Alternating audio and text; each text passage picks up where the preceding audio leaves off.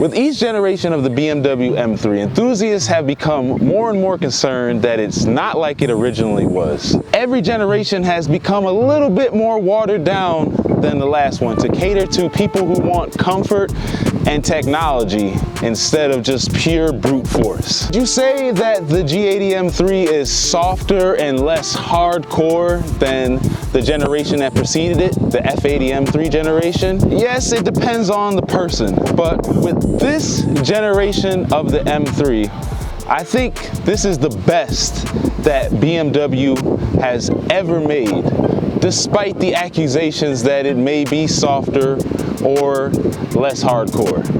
To convince you, I've come up with 5 reasons why I think that this is the best M3 generation to date. Let's dive into the video.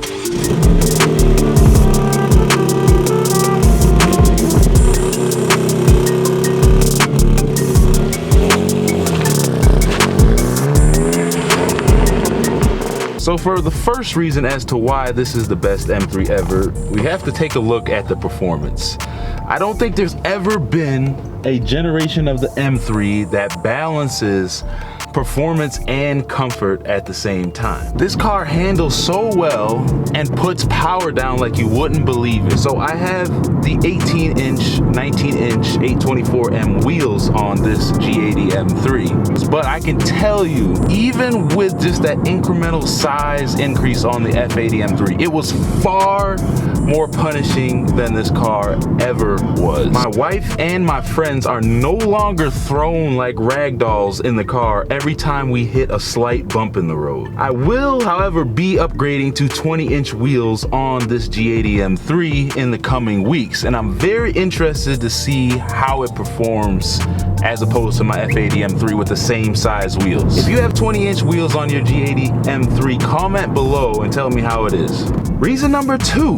This is probably the best interior that I've seen in the 3 Series ever. As you know, all the previous generations had all these weird quirks.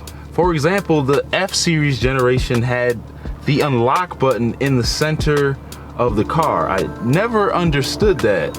Every time I had to unlock the car to get the back door open, I thought I could just hit the button that was on the window, but no, I had to reach all the way inside the car, and I'm a big man, so that's tough. But also note that the cabin is modern, it's stylish, and it's up to date. It finally feels like it's on par with the interiors from Audi or Mercedes-Benz.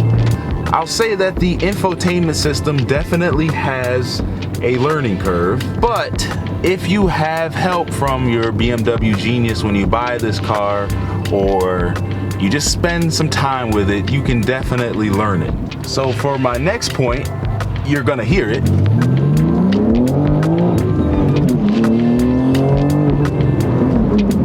That is that the S58 engine that is in this car is probably the best M engine ever made to date. I mean, simply put, the S58 engine is a race car engine for the street.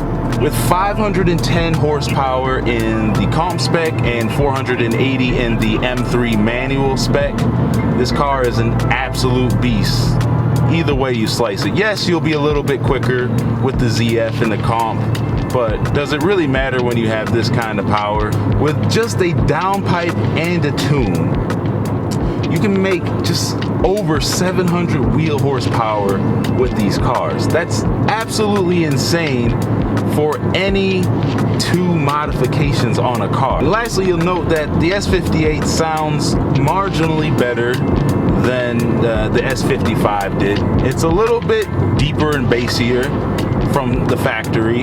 If you open up the exhaust, it does get raspy too, but it is curbed quite a bit. So for the 4th point, this generation of the M3 was the first ever to be equipped with all-wheel drive, or X-Drive as BMW has coined. These X-Drive G80 M3s are literally taking the world by storm. These are literally supercar sedans. They can hit 0 to 60 in less than 3 seconds, and with a tune and downpipe, I'm sure it's freaking somewhere in the 2.5 second range. They have the capability to switch from its main all-wheel drive mode to rear-wheel drive pretty much at any time you want. So you can have the best of both worlds, which only the M5 and the M8 can do. And those cars cost considerably more than the M3 does. It's crazy to me that it's taken BMW this long to put all-wheel drive in an M3. I believe that there always should have been a rear-wheel drive M3 as base.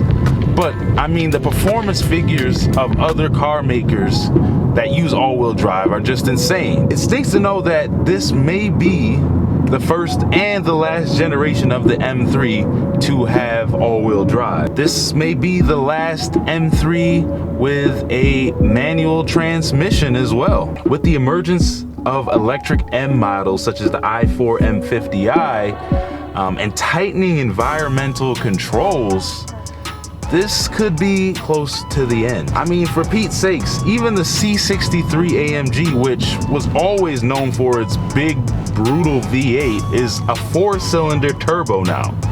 Are you kidding me? So, how does this make it the best, you're probably wondering? Well, truth be told, 50 years of M motorsports and pedigree lie within the frame of this car and the internals and everything else about it. And if I'm correct, then this is the last generation of the M3. This is the best that BMW has to offer, and you need to respect that. You have no choice but to get over the grills, the sound that it makes, or any of the other compromises they make for comfort, because soon you probably won't even have an M3 to hate anymore. Honestly, I have no idea if this is the last generation, but you need to enjoy this car while it's here. So if you are in the market for one of these cars and you want to hear 5 reasons why you might not want to buy this car, go back and take a look at my previous video. Thanks so much for watching, and we'll see you in the next one.